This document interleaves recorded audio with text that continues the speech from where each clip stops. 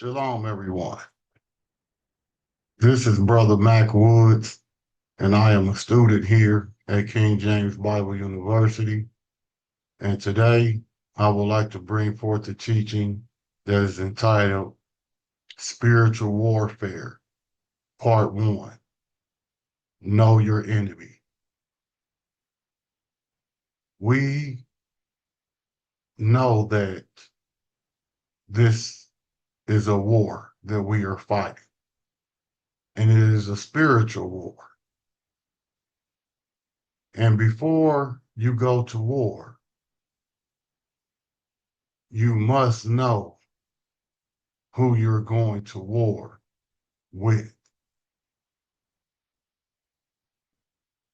But before I get started with this teaching, I have to make a public service announcement. We here at King James Bible University, along with the House of the Lost Sheep of Israel, we are not binded with, connected to any kind of street camp, Hebrew Israelite, or any kind of Christian doctrines. We stand alone in the teaching of God's word as commanded by him in scripture. For precept must be upon precept, precept upon precept, line upon line, line upon line, here a little and there a little.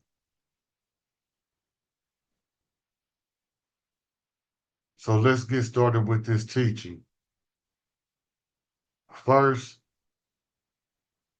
we have to lay the foundation. So we're going to start here at Genesis chapter 1, verse 26, A and B, and verse 27. And it reads, "And God said, let us make man in our image and our likeness." 27. So God created man in his own image. In the image of God created he him, male and female created he them. So if we were made in the image of God, what is his image? We'll find that in John 4:24a.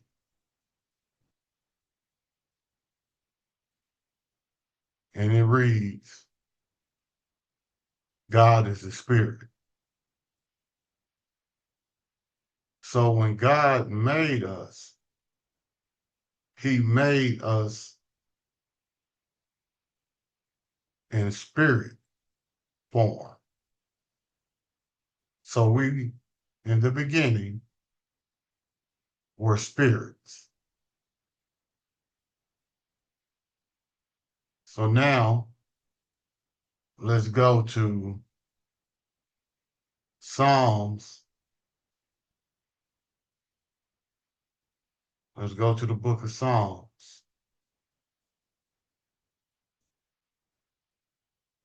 And we're going to go to 93.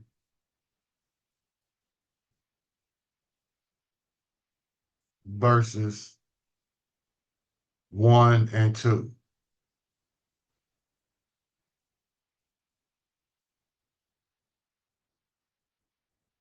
And it reads, the Spirit of God reigneth. He is clothed with majesty. The Lord is clothed with strength, wherewith he had girded himself. The world also is established, that it cannot be removed. Thy throne is established of old. thou art in thy perfection of beauty from everlasting. So I went here to show that God is everlasting.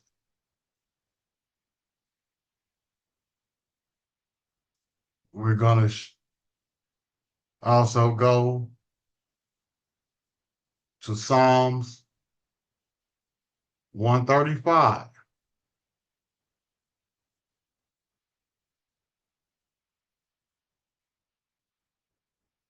verse 13.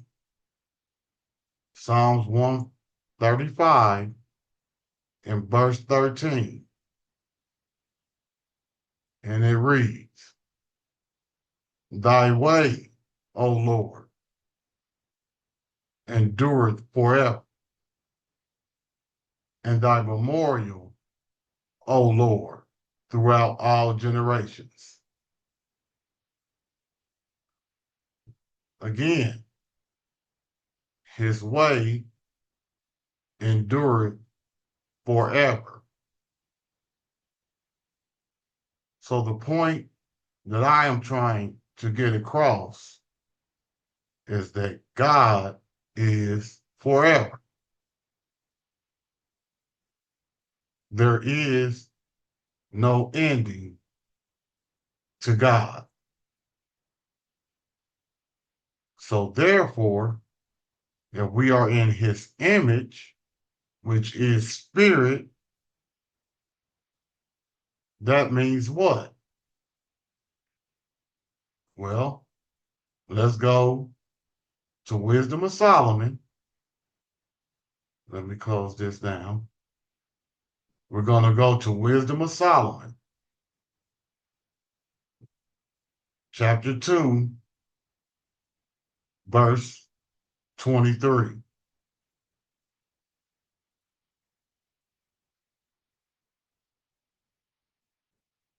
And it reads, For God created man, male and female, to be immortal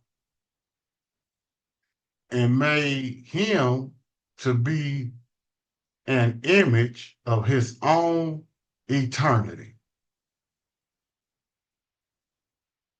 So the spirit never dies. That's what we must understand. The spirit never dies. It will live forever. Now we're going to stay right here in Wisdom of Solomon, chapter 2, and we're going to go to verse 24. Nevertheless, through envy of the devil came death into the world, and they that do hold of his side do find it. So because of the devil, we do find death, which is the separation from God.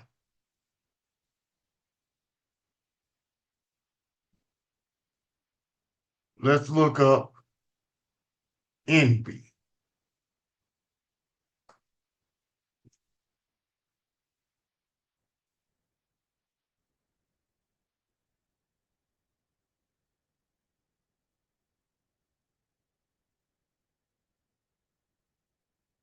Jealousy, zeal, is emulation.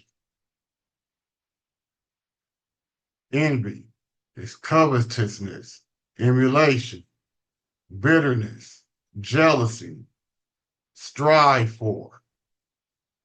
So we know that this is telling us, nevertheless, through envy, the devil, Satan, strive and was jealous and wanted to be like the Most High.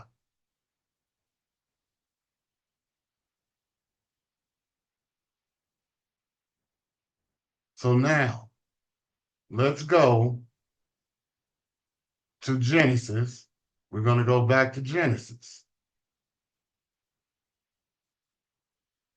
chapter 3, verses 1 through 6.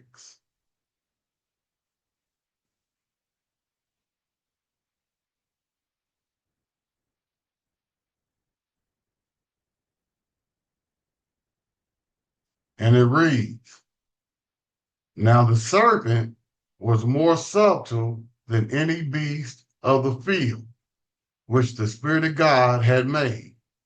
And he said unto the woman, Yea, hath God said, Ye shall not eat of every elder of the garden, you shall not learn of every spirit of the garden, because I say spirit, because we were still in spirit form. That tree, that elder was a spirit. And the woman said unto the serpent, We may learn of the works of the elders of the garden, but of the works of the elder which is in the midst of the garden, God has said, Ye shall not learn of it, neither shall ye touch it, lest ye die. And the serpent said unto the woman, Ye shall not surely die, for God doth know that in the day ye learn thereof, then your eyes, then your understanding shall be opened, and ye shall be as gods, knowing good and evil. And when the woman saw, when the spirit, that woman is a spirit, saw that the spirit, the tree, was good for food, was good for learning, and that it was pleasant and to the understanding, and a spirit to be desired to make one wise, she took of the works thereof and did eat and did learn, and gave also unto her husband with her, and he did learn. So we see that the devil himself, that wicked spirit, came and deceived the woman.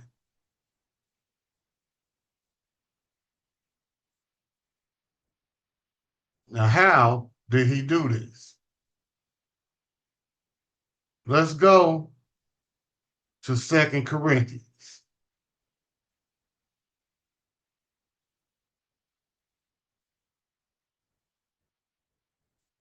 Second Corinthians, chapter 11, verses 14 and 15a.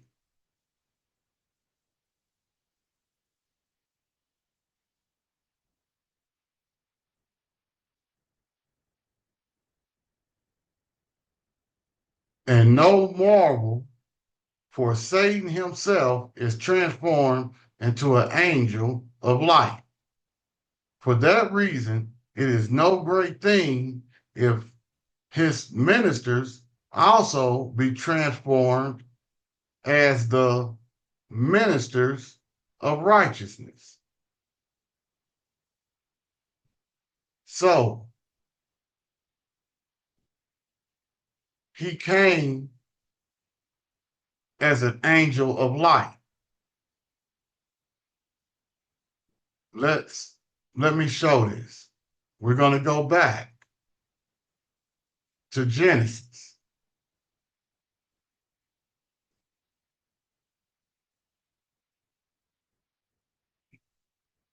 chapter 3. And we're going to go to verse 1.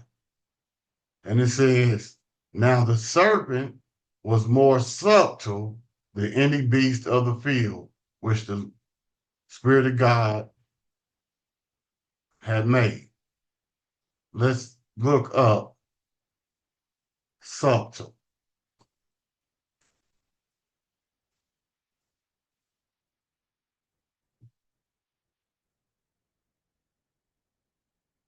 Skillful, crafty, deceitful, cunning. This is how he was able to deceive the woman. See, we have to understand that the depictions of Satan that they give us, they're not real. Ain't nobody getting ready to come to you with horns sticking out of their head and fangs out of their mouth. They're going to come to you in human form, dressed nice, looking the part of someone who is really trying to help you in whatever it is that he's trying to deceive you in. He's very subtle. Now let's go to the book of Job.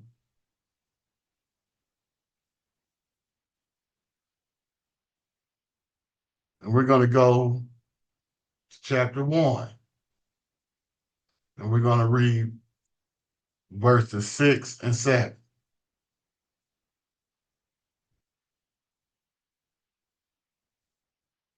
Now there was a day when the sons of God came to present themselves before the Spirit of God, and Satan came along with them. And the Spirit of God said unto Satan, Whence comest thou? Then Satan answered the Spirit of God and said, From going to and fro in the earth, and from walking up and down it. So he's here. He is walking amongst us every day, seeking to destroy each and every last one of us. He is trying to take as many, because he knows where his final resting place is going to be. He knows he's doomed for the lake of fire already. So he's trying to take as many people, as many souls, as many spirits with him as possible. And he's very crafty in doing so. So let's go now to the book of Ephesians.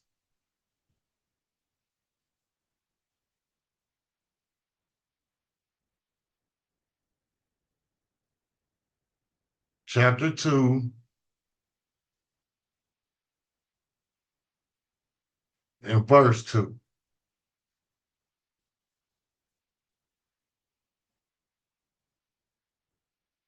And it reads, Where in time past ye walked according to the course of the world, according to the prince of the power of the air, the spirit that now worketh in the children of disobedience. We need to understand and know how to look out for these spirits.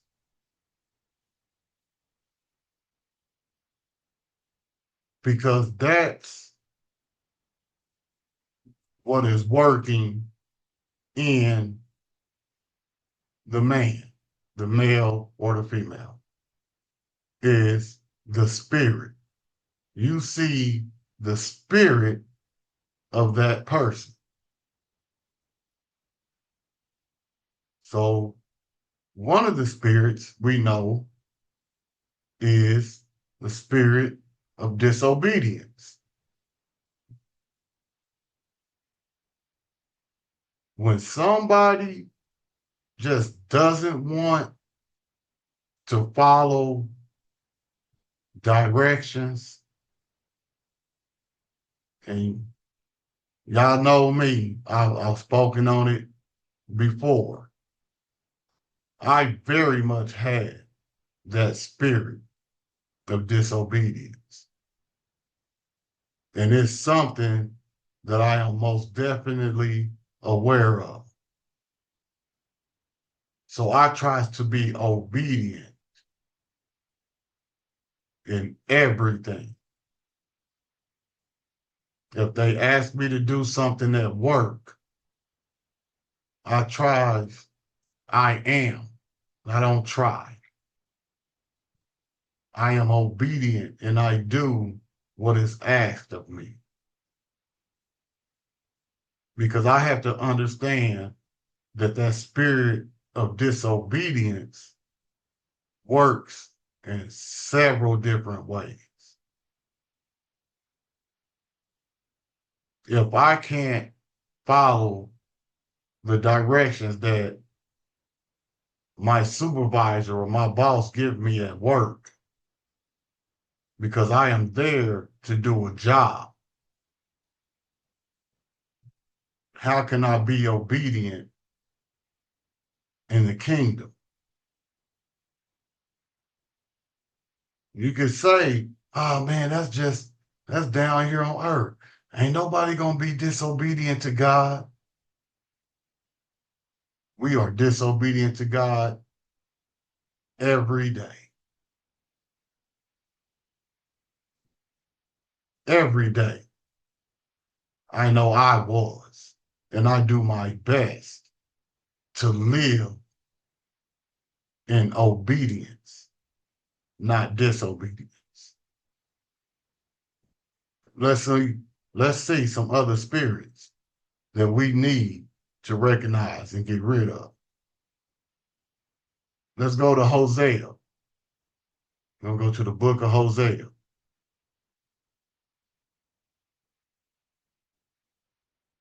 Hosea, chapter 4, in verse 12.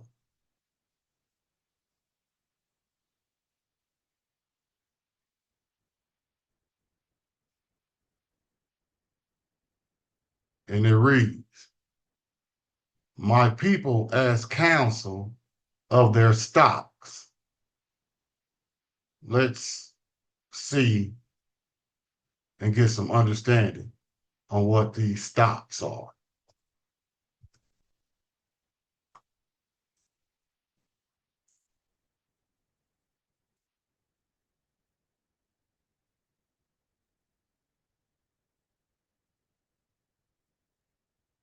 Purpose. That's in this verse. That's what this stock is. It's purpose.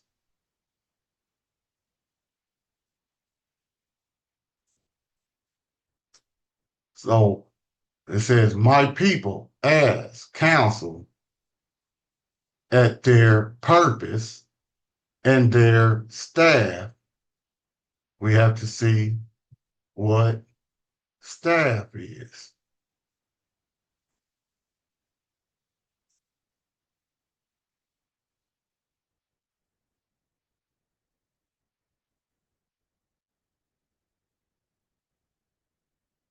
Correction, rod of correction, shepherd staff, scepter, weapon, symbols of authority and power.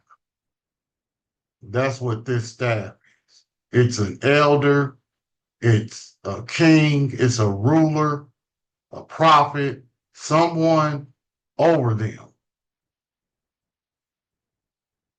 And so let's start back from the beginning. It says, my people asked counsel at their purpose, and their staff, their elders, declared unto them, for the spirit of whoredom had caused them to err, and they have gone a whoring from under their God.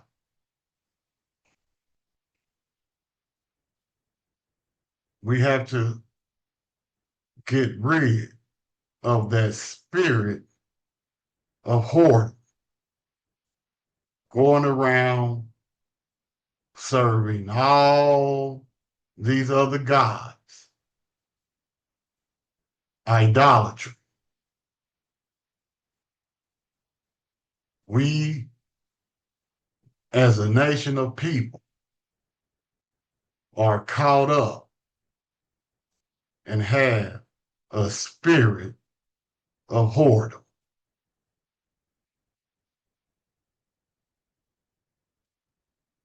Let's go to the book of Luke.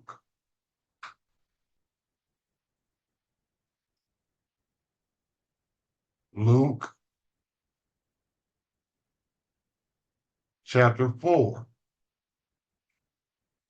verse 33a and b.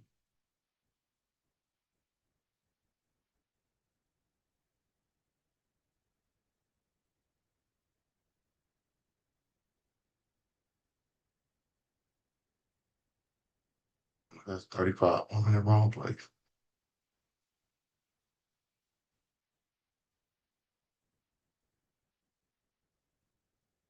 And in the synagogue, there was a man which had a spirit of an unclean devil.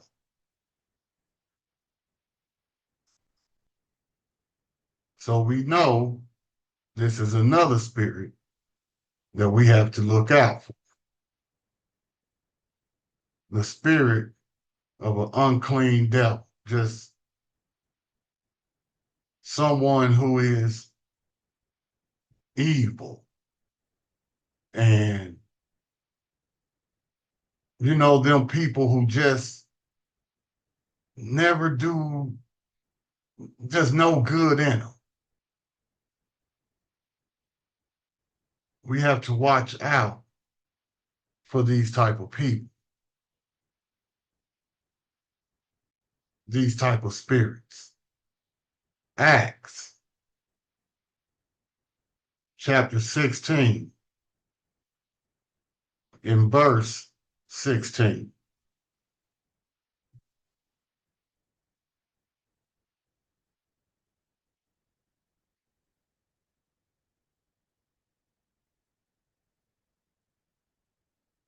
And it came to pass, as we went to prayer, a certain damsel possessed with the spirit of divination met us.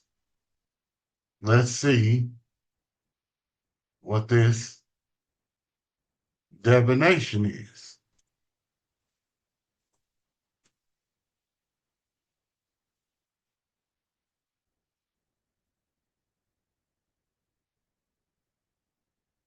Practice of foretell, false prophet, necromancy,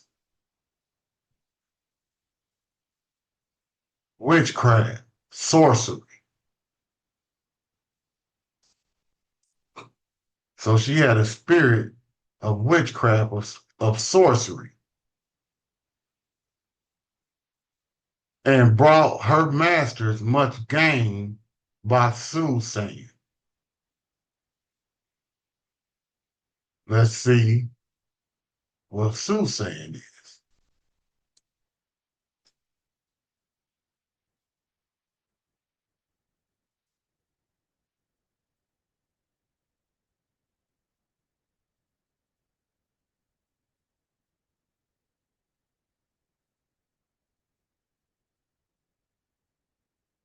A foreteller, prognosticator, someone who thinks that they can tell the future, foretell. So we have to look out for these spirits of divination. You know, them people who read those tarot cards, or you have people. I worked with a guy who told me straight out, because I was trying to tell him, give him some truth. And he told me that he practiced witchcraft.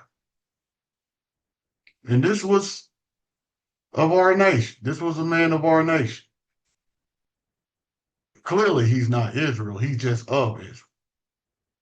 He's a Chaldean. I mean, he carried around stones in his pocket and he rode a motorcycle. He said that's his broom. Really practiced witchcraft. And he said that's what his family do. That's how he was raised. So we have those spirits out here. We have to be careful of those spirits of divination. So now let's go to Romans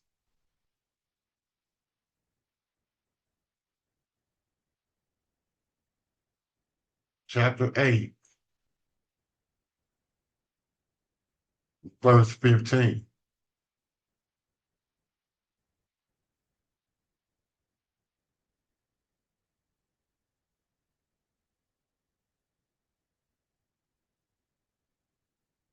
8:15a. I'm sorry. Romans chapter 8, verse 15a. And it reads, "For ye have not received the spirit of bondage again to desire." That spirit of bondage. Do you know how many of our people still have that spirit of bondage? They're in bondage to Christianity. They're in bondage to Hebrew Israelite camp doctrine. They're in bondage to self, just slaves to false religion, false gods, and don't want to come up out of it. No matter what you tell them, no matter what you show them in the word, they want to stay in bondage. So we have to leave them there. Once you try to give them the truth and they don't accept it, let them stay in that bondage. We have to keep on moving. So now we're going to go to the book of 1 John, 1 John, chapter 4, verse 3,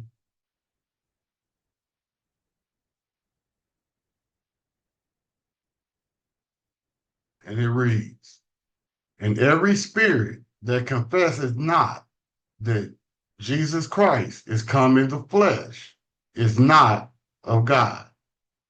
And this is that spirit of Antichrist, which ye have heard that it should come, and even now already is it in the world.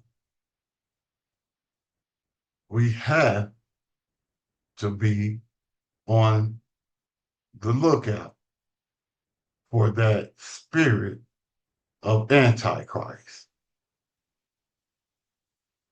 This spirit is one of the easier spirits to recognize. As soon as somebody tell you Jesus died on the cross so they can be forgiven of their sins, and they profess in a man, that is the spirit of the Antichrist. This spirit runs rapid throughout this world. A lot of our loved ones and family members have that spirit of the Antichrist. And we're going to stay in 1 John 4, and we're just going to go down to 6. And all we want is Eve. And it's and the spirit of error.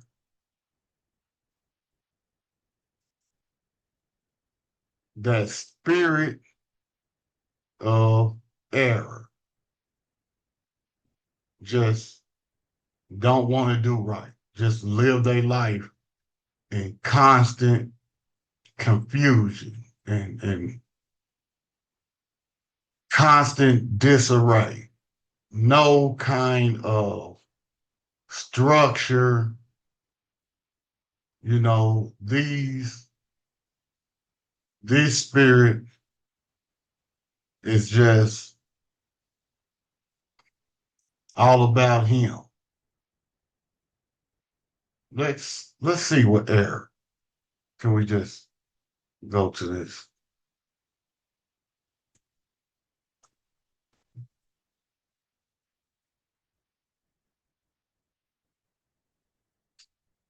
Just wrong, unrighteous, evil.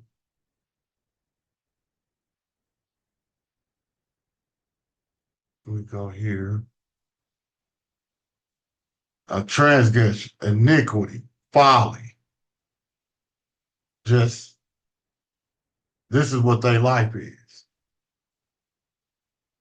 I had this spirit of error, transgression, just constantly, every day, just constantly waking up in sin, going to bed in sin, sinning throughout the whole day. No kind of righteousness in them at all. I am guilty of that spirit as well.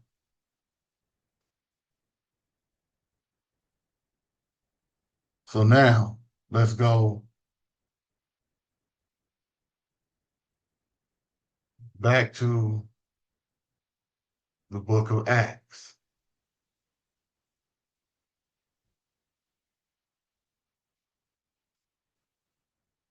chapter 19 and verse 15.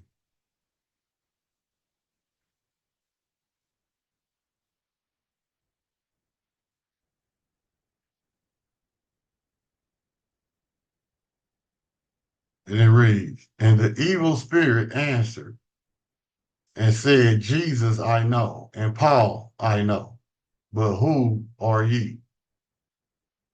I'm just pointing out spirits, evil spirit. We need to understand, we need to know how to recognize these spirits because it's a spiritual war. We have to remember that.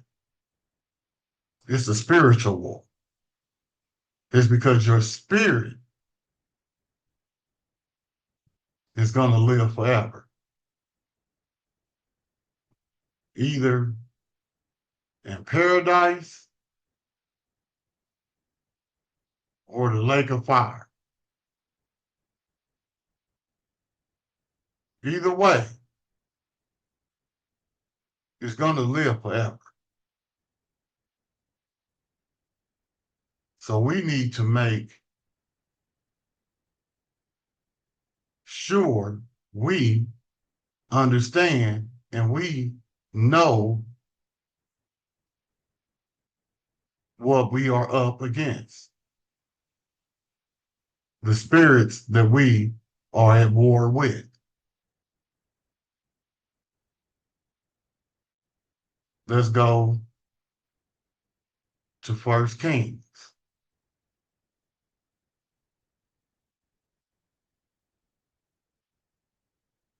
First Kings, chapter 22, verses 21 and 22.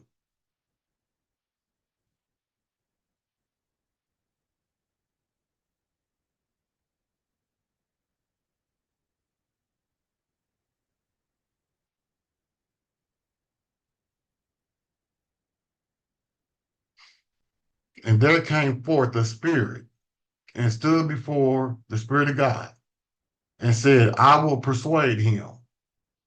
And the Lord said unto him, wherewith?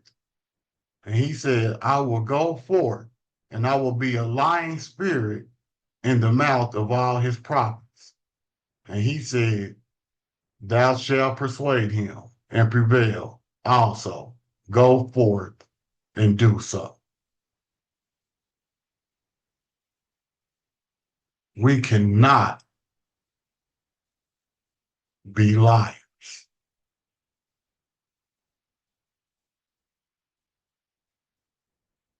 If you have that lying spirit, you are untrustworthy, which makes you unfit for the kingdom. Who wants? I I I have a brother, a consistent liar, and I know it. I don't believe nothing that come out of his mouth, not unless I see it. But there's a lot of people like that. And you know what? I was one of them. I told a lot of lies. Whatever I needed to say to make you believe whatever I needed you to believe at that time, especially to women, just to be honest about it. I would lie to them quick. So it ain't that I'm just trying to point fingers at nobody and, trying to call my brother out, because that's what I did it too. But let's see what this spirit of lies. You're gonna go to John, the book of John 8 and 44.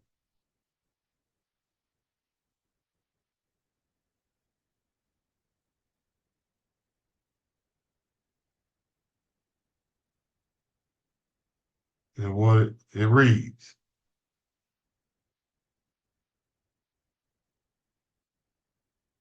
ye are of your father, the devil, and the lust of your father ye will do.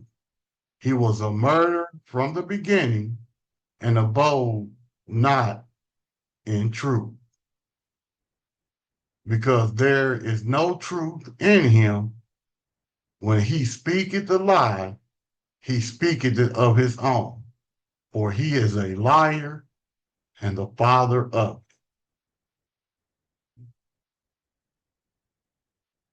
We have to watch out for this lying spirit. And that's another thing that I make sure. If I don't do no lying, I don't do nothing to make so I gotta lie. If I feel like I gotta lie, I don't do it. If you ask me a question, I'm gonna tell you the truth, even if I'm telling on myself. I'm not gonna do no lying.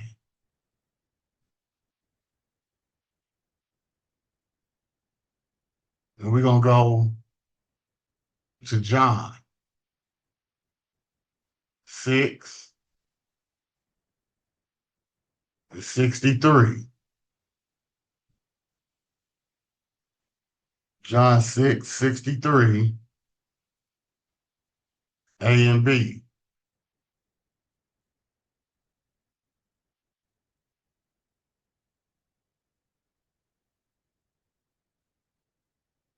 And it reads, it is the spirit that quickened, the flesh profited nothing. This is another enemy that we need to look out for, that we need to be aware of, is the flesh. Because remember, we were not made in flesh.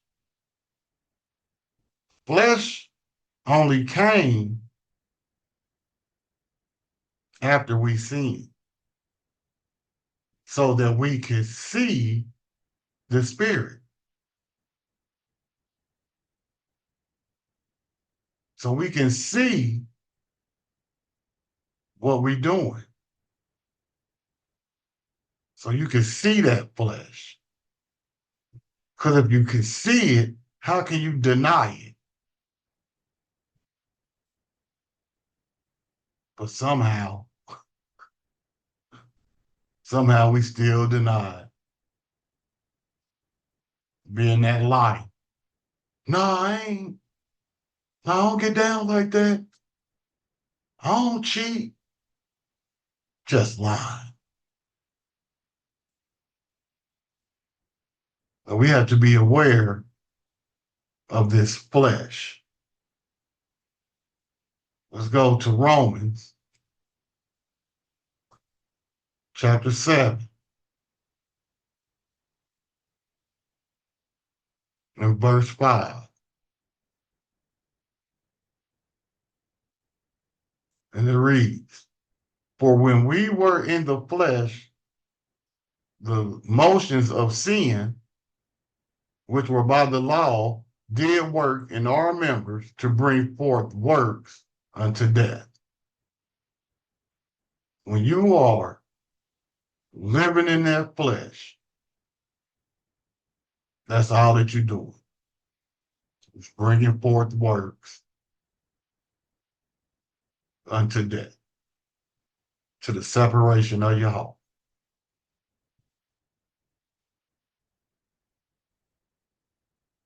We're going to stay in Romans and go to chapter 8.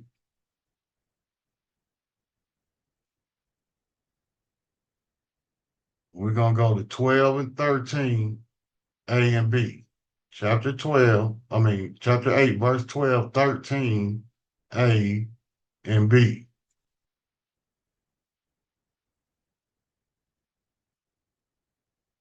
And it reads,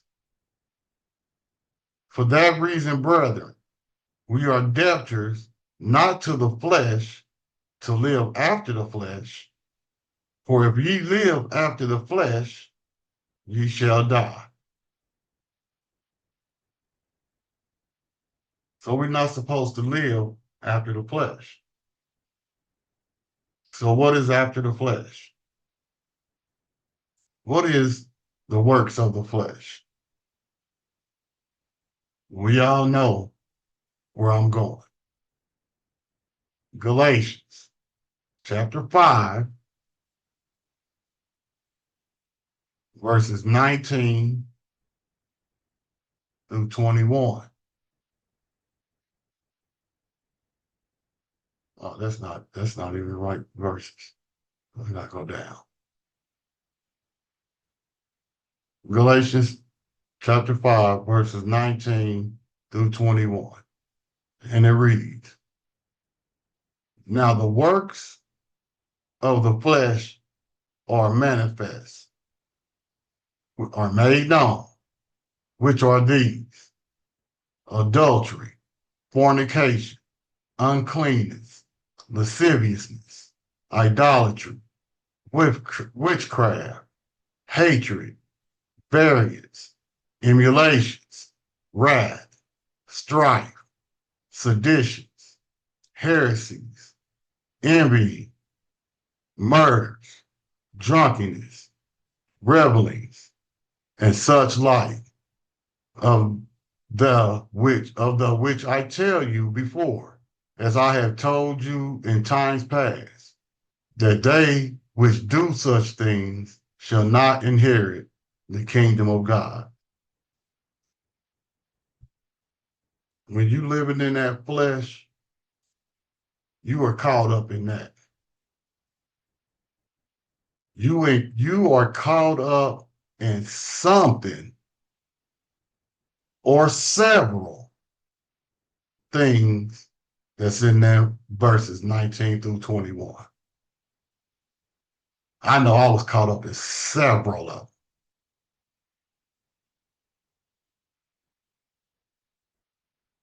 Living in the flesh. It is our enemy. Let's go to Galatians. We're going to stay in Galatians. We're going to go to 6 and 8.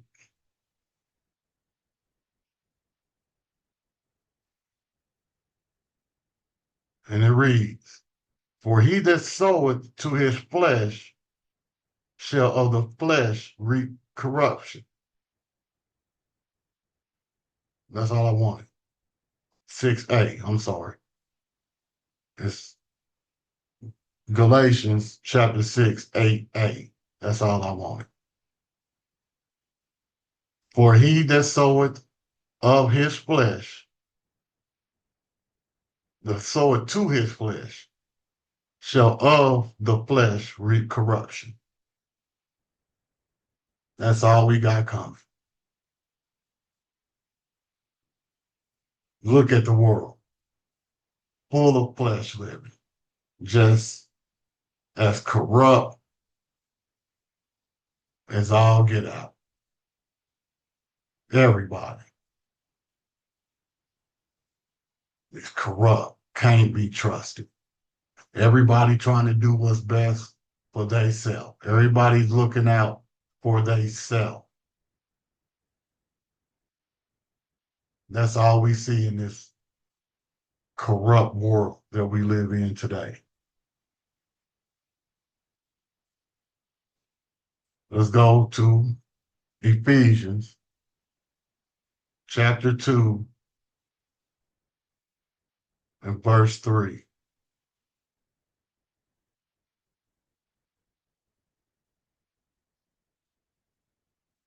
And it reads, among whom also we all had our conversations in times past, of the lust of our flesh, fulfilling the desires of the flesh and of the mind, and were by nature the children of wrath, even as others. See, when you are living according to that flesh, what it said, and were by nature the children of wrath. It's by nature. It's you can't get around it. You can't get around it.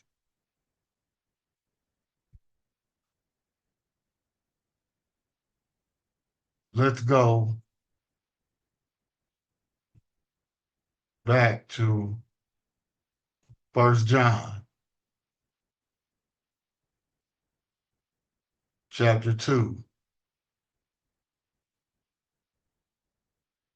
verses 15 and 16.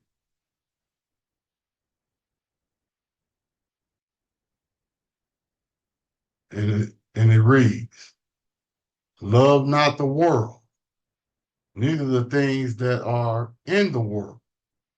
If any man, male or female, love the world, the love of the Father is not in him. For all that is in the world, the lust of the flesh and the lust of the eyes of the understanding and the pride of life is not of the Father, but is of the world. So we have to watch out for spirits, evil spirits. We got to watch out for this flesh. We have to watch out for this world. That's pretty broad right there. The world.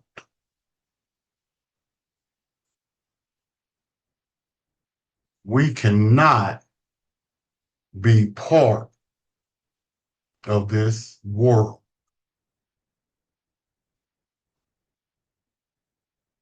Not and fight a spiritual war. How you gonna fight a spiritual war if you are part of the world? You worldly. You flesh. There's no way that you can fight a spiritual war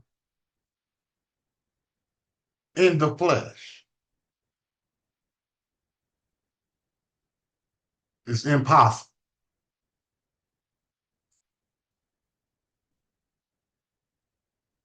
We're going to stay in 1 John. We're going to go to chapter 3, verse 8.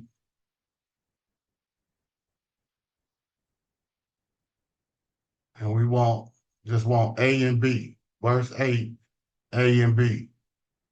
And it says, he that committeth sin is of the devil.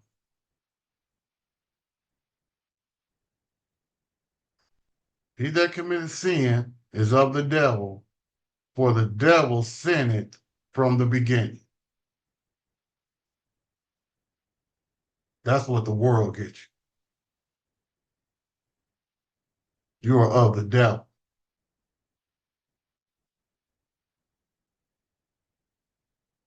from the beginning. He sinned from the beginning. There's no righteousness in it. Sin.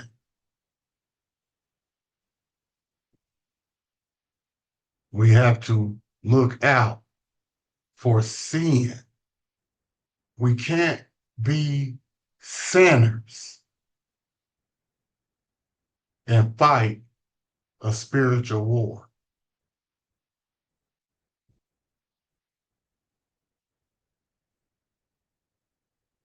I got two more scriptures before I close this out. So we're going to go to 2 Thessalonians chapter 2, verses 3 and 4.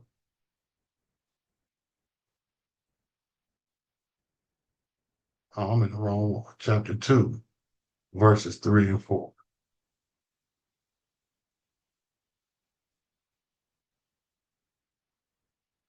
And it reads, let no man deceive you by any means, for that for that day shall not come. Excuse me, I got something in my eye. Start over. Let no man deceive you by any means, for that day shall not come except there come a falling away first, and that man of sin be revealed, the son of perdition, who opposeth and exalteth himself above all that is called God or that is worshiped, so that he, as God, sitteth in the temple of God, showing himself that he is God.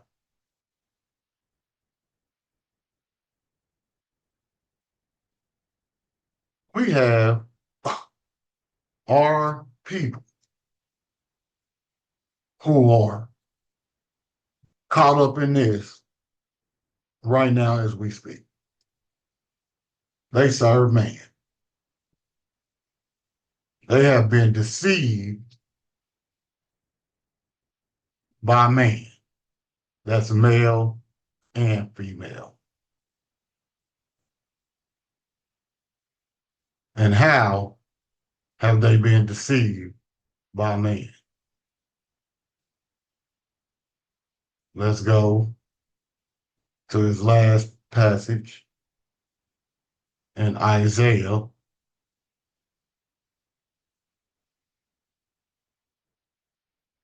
29 and 13.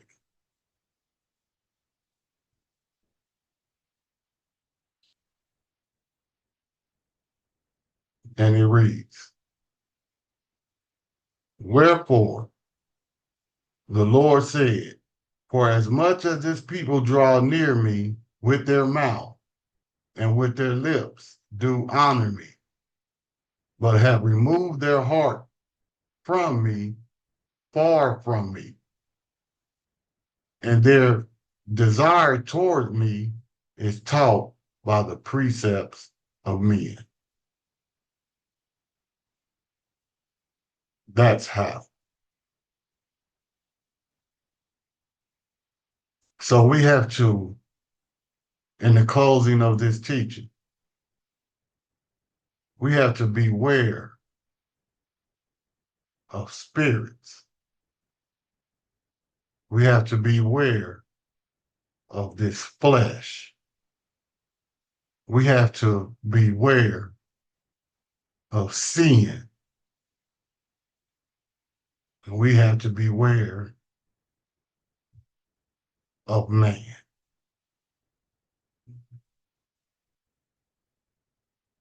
When we are aware of these things, for they all are the enemy of God, then we can begin to learn how to fight this spiritual war. This has been Brother Mac Woods here at King James Bible University. And I'm going to bring part 2 of this teaching to show us how to fight this spiritual war. But I hope this teaching someone has gained some understanding from and know how and what to look out for when fighting this spiritual war. Shalom.